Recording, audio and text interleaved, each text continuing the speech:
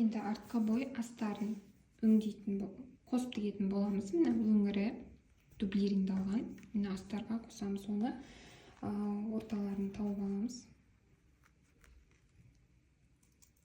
Тапқаннан кейін осы жерді инемен түйреп алайық. Және мынаны да ортасын тауып алған жөн астардың да.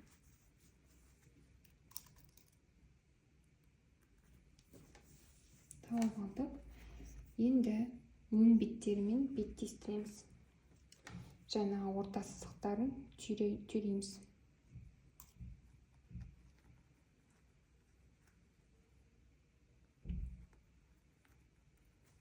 Түйреп алдық. Енді мына жандарын түйреп аламыз.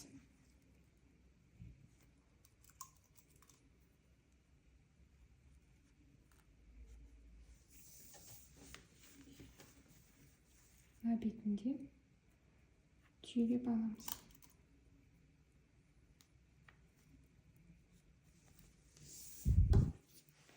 Мына жерлерін келтіріп тоже түйреп аламыз, немесе бүктеп алғанымыз жөн.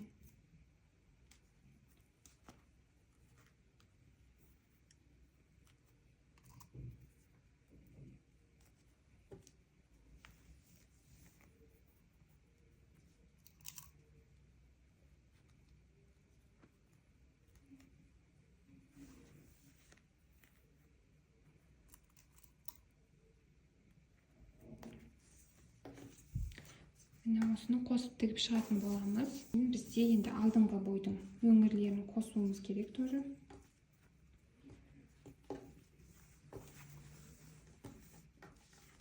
Осылайынан болып тұру керек.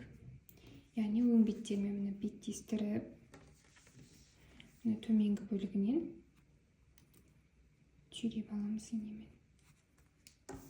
Және жоғарғы бөлігінде осылай сәйкестендіріп түйреп аламыз. Енді қалған бөліктерін барлығын осы инемен түйреп шығамыз. Бізде отырғызатын жерлер болса, яғни астарымыз үлкен болып, кең болып тұрса, кішкене отырғызып тігіп жіберетін боламыз.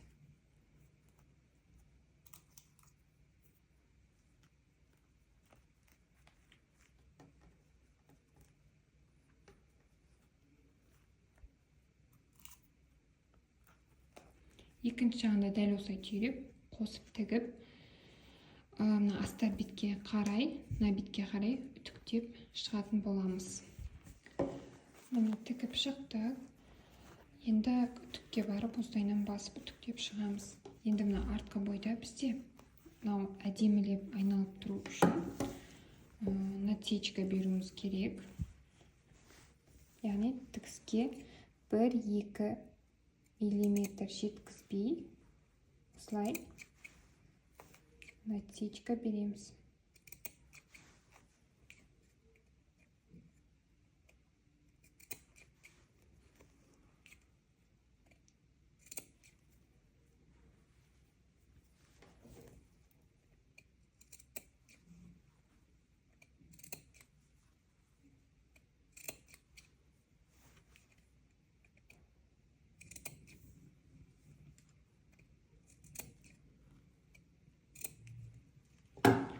Бердік, енді әдемілеп үтікпен барып үтіктеп шығамыз. Әдемілеп үтіктеп шықтық.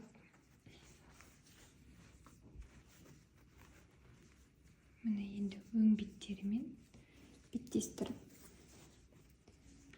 аяқ-қияқтарын қосып тігетін боламыз.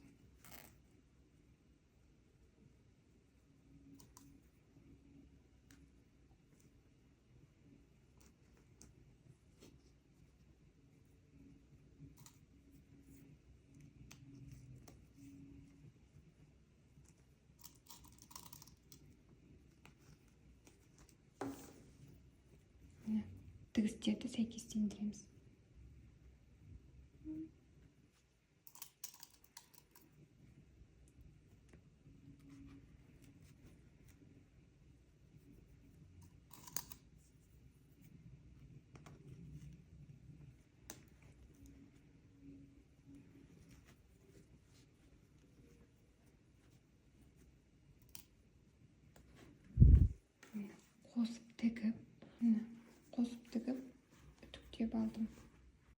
Ендігі кезекте біз негізгі матамызды осылайынан жайып аламыз. Яғни иық-қиықтармен қосып шықтық қой.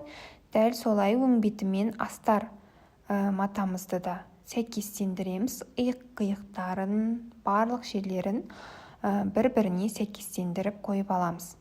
Енді мен мына жерде бірінші қолтық ойындысын көрсетіп жатырмын.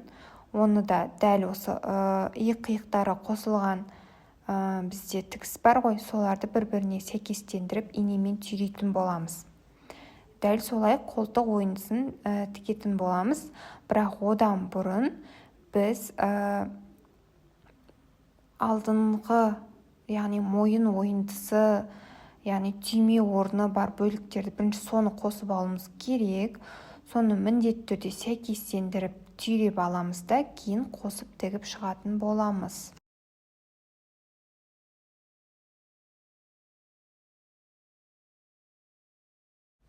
Міне біз қосып тігіп шықтық. Міндетті түрде рассечка беретін боламыз. Өйткені мына жерде бізде домаланған, айналған жерлердің толыққанды әдемі айналып жату үшін осындай насечка береміз. Және де біз оны оң қаратып, мына бұрыштарын шығаратын боламыз. Осы жерде қазір мен сіздерге көрсететін болам. Мен тігінен, яғни тік қылып тіксеңіз де болады, немесе кішкене доғал қылып тіксеңіздер де болады. Лекалда берілетін болады. Бірақ мен бірінші осылай тік қылып тіккен болатынмын мойын жағын, кейін оны өзгерткен болатынмын. Осылай оң қаратып алып, біз тігістеріміздің барлығы сәйкелгенін қарап шығамыз. Қай жері дұрыс тігілмей кеткен болса, сол жерді сөгіп қайта тіккен жөн.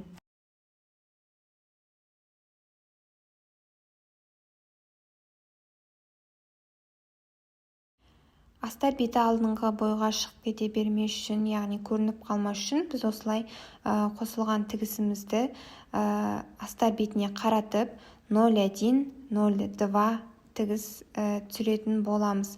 Және де мен лекалда сіздерде овальный осылай берілген.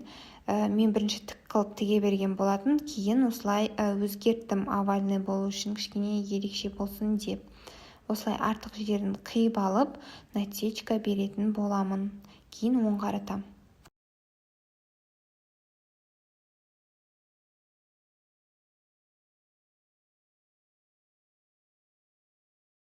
Міне әдемілеп үтікпен басып шықтық, оң қаратып. Міне біздің жаңа 0,1 тігісіміз осылай әдемі болып жилетіміздің жатуына әсер етеді. Ендігі кезекте қолтық ойындысын тігетін боламыз. Ол үшін біз негізгі матамен астарды өң беттерімен беттестіруіміз қажет болады. Сондықтан осылай керісінше қаратамыз, теріс қаратамыз. Міне өң беттерімен сәйкестендіреміз қазір. Және де бірінші біз иық-қиықтарын қосып тіктік қой. Соларды бір-біріне сәйкестендіріп, бір-біріне сай келген жерді инемен түйреп, қалған жерлерін барлығын сәйкестендіріп, инемен түйреп, сол жерді қосып тігіп шығатын боламыз.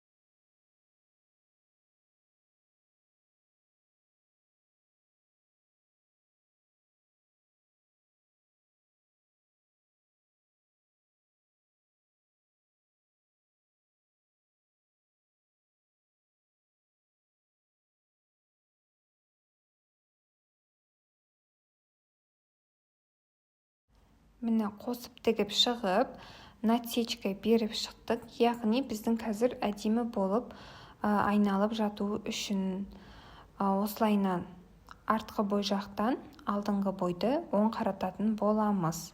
Кейін әдемілеп үтікпен басып шығамыз.